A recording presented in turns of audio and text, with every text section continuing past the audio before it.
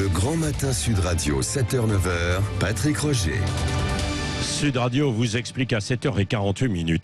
On l'appelait le joint légal, le HHC. C'est un dérivé synthétique du cannabis. Il est désormais interdit en France. Alors on va essayer de comprendre pourquoi. Nous sommes avec le docteur Jean-Michel Delisle, qui est président de la Fédération Addiction. Bonjour.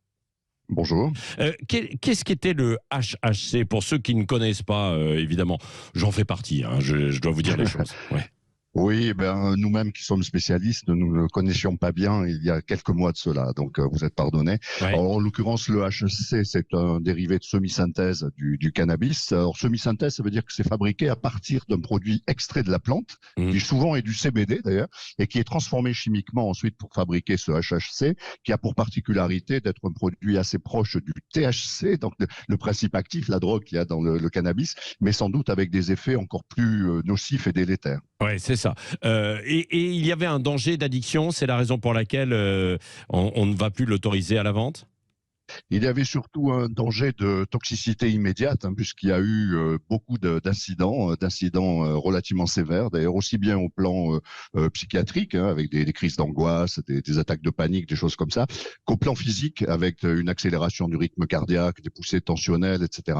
Si bien que très très vite, on a repéré qu'il y avait une toxicité qui était de la famille du cannabis, ça ressemble à la toxicité du THC, mais avec un cran de plus. Ce qui signifie en clair, quand on a ce type de toxicité, que c'est également un produit addictif et qui aurait entraîné à terme des problèmes de perte de contrôle et de dépendance. Oui, c'est ça. Alors que le CBD reste, lui, autorisé. Il y a moins d'effets d'addiction avec le CBD? Avec le CBD, il n'y en a aucun. On l'observe en clinique humaine, mais aussi... oui, c'est vrai. Oui. Autrement, ça serait pareil. Ça serait très, très sévèrement réglementé. Alors, en revanche, il y a très peu d'effets toxiques immédiats. C'est un peu apaisant, un peu anxiolytique, mais ça va pas au-delà. Et surtout, il est assez bien établi de nos jours que ça n'accroche pas. Oui, c'est ça. Est-ce que, à votre avis, justement, cette interdiction va permettre de stopper un peu cette consommation autour de ce dérivé du cannabis, le HHC? Eh bien, oui, dans une certaine mesure, parce que d'abord, ça va renforcer l'information auprès des jeunes usagers qui étaient intrigués toujours par ces nouvelles substances.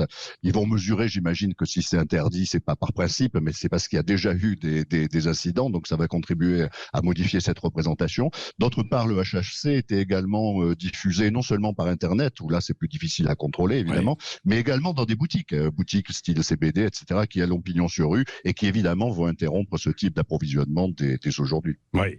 Merci beaucoup pour ces explications effectivement très claires, docteur Jean-Michel Delisle, président de la Fédération Addiction. On aura l'occasion de revenir aussi avec vous sur beaucoup de sujets parce qu'il y en a énormément autour de l'addiction, évidemment, en ce moment. Merci d'avoir été avec nous ce matin en direct sur Sud Radio.